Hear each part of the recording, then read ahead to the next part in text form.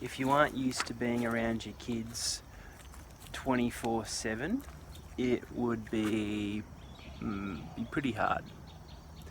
I thought I was going to be no problems with it, but actually really pushed me over the edge, and I didn't expect that. I felt pretty bad about it, but it was all the little things. For example, there's no lunch break. When I'm a teacher in school, I have lunch break where kids go to the playground and I go to the staff room or I go to my office and I get a little bit of work done and I get a bit of a headspace. But in the homeschool, the kids never leave you. Never. They're always around. Actually, at lunchtime, you become the lunch lady, or in my case, the lunch man. And in Thailand, being the lunch man means you don't get some tomatoes, lettuce, cheese and sandwiches. In fact, no, you go and make some rice, red curry, or perhaps maybe some fried rice. Delicious. But all this takes time. So I'm here trying to ram through school. I'm trying to put an hour's worth of cooking in to get a decent lunch, and it's just not that easy. Why don't you just send the kids outside to have a play? We're in Thailand. Outside there are cobras and giant scorpions. So for the safety of my children, they're not going to go outside and play. We also have a 3-year-old that was being a 3-year-old. And on top of this, we've also got a little baby. So if they were awake, they would like to climb the furniture, maybe a bookshelf or a cupboard, which just added to our challenges. So yeah, we kept our schooling to 2 hours a day. This blew out to 3, but it was good quality. It was really good. In fact, I'd go as far as saying the quality is unrivaled on planet Earth. Think about it. Wouldn't you just love your kids to have one teacher between just 2 of them and answer any question that they got wrong or any question they had a thought about in mere seconds? I think I would. And I think because of this, they were able to make so much progress so quickly. And it really, really made me double think about the pace of learning. Kids learn really, really fast. But I think that's a whole different conversation. There is one of the team, he's tending to his garden. And there's things like this that our kids had exposure to. They could learn to grow food, they could learn some building skills in this house that's being renovated over here, or the future bus that we're going to be renovating into a cool youth hangout. All these skills that were open to them to learn. And I said before that you do need your ducks lined up, which is true. I don't think it's tenable in our country. But there are those that do make it tenable. They work hard to make it tenable, and I think it's a noble cause. Now, because I had only 2 kids in my classroom, I was able to tailor make every single lesson. Every single lesson. In fact, not just lessons. I would have a lesson goal, but if my son or daughter met that goal halfway through the lesson, then I could extend the goal. I could expand the goal. Or if they weren't meeting it, I could alter the lesson so that they can understand the goal a lot easier. Or if they weren't meeting the content, I could rearrange it so they could more easily understand what I was talking about. But it's good that I had a goal. I had plans all throughout the year, and we stuck to those plans where it was necessary. My son probably get through all the content for kindergarten, learnt all the content in maybe 4 months. But that allowed me to move on. The problem was with our online subscriptions to the learning websites. They allowed us a subscription for a kindergarten. So having a plan was good. Having direction was a very good thing. But we didn't allow ourselves to be suffocated by that. So if our kids succeeded the learning goals, and I was able to make the changes that they needed so that they could become better people, not just stay in a learning goal based on their biological age. What kind of person would want to do that?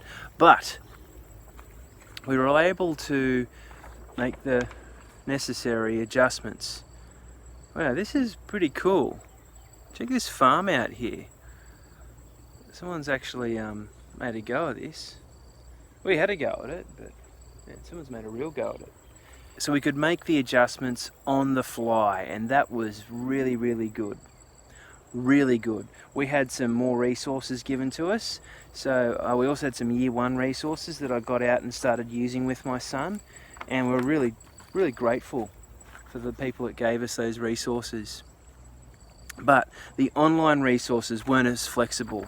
You had some resources that allowed you to use from K to 6, but other resources only allowed you to get a certain year level, and that was purchased, and that was the only thing that was used. We couldn't really see the value in getting more after that, but so I just customized everything myself for his learning. Who wouldn't want custom learning? Which made me think, am I using astronauts equipment to go scuba diving? I mean, think about it. It will allow you to go scuba diving. You probably get the oxygen that you need, and you'd maybe be able to see out the visor of your little suit, but you're really not going to go scuba diving that well. You need scuba diving gear. Which makes me think, we've struck oil!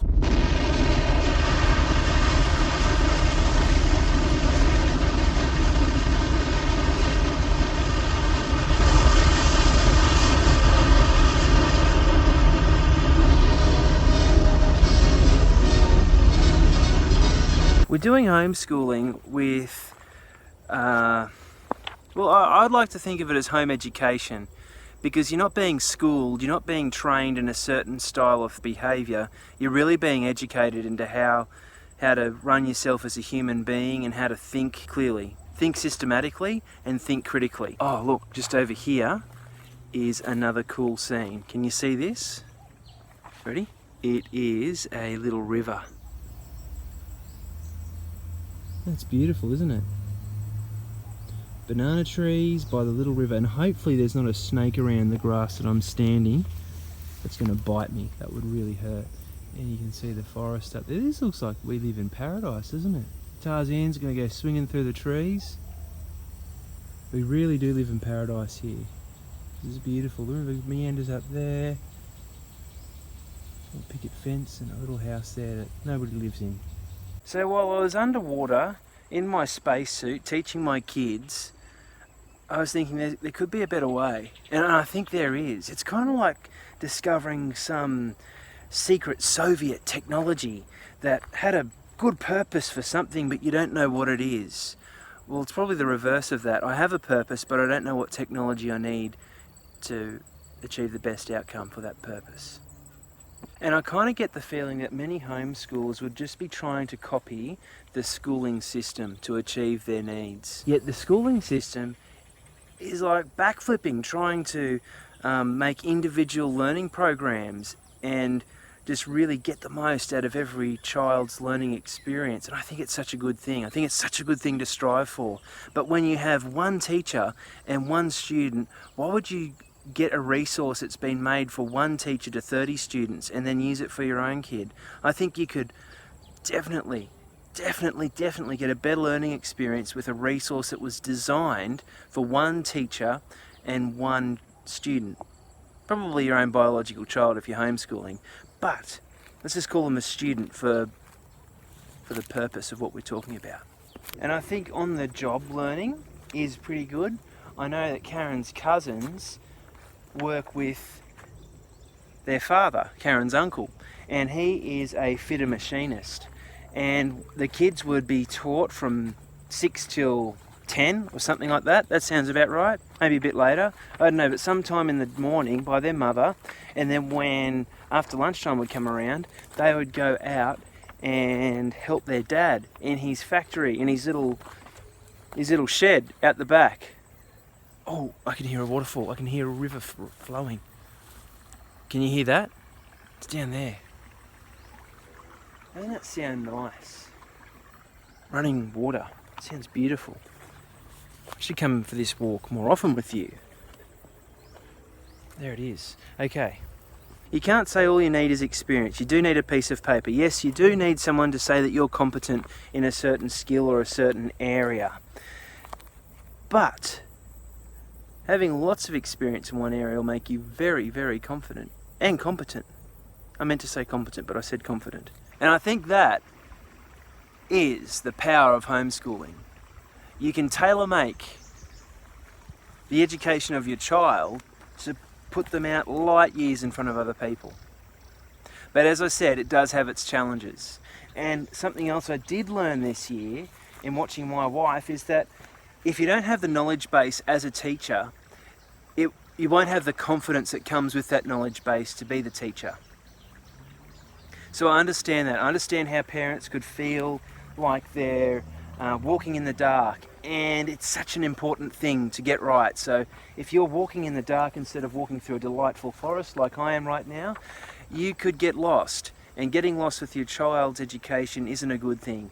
So I understand if you wouldn't want to do that because of that, but I also thought if that was me, if I didn't have that knowledge base, I'd probably go for a tutor. If you looked up in your phone book a tutor in your region, I thought that was a snake. There would probably be a tutor in your region that was probably really high up in schooling at one stage, and they've become a tutor just before or after they've retired, and they'd probably have a wealth of knowledge that they'd share with you for a fee. I mean, think of it, $45 an hour. If you got them for 3 hours a week, that's $135 a week.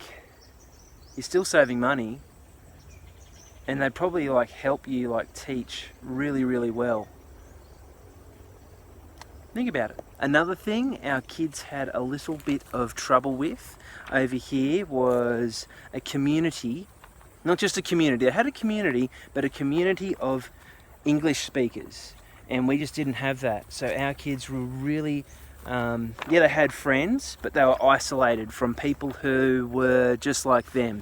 So getting a community of like-minded people, well, they were like-minded, but they just didn't speak English, that's all. The community was lacking. And I think for a good happy homeschool experience, you need a community.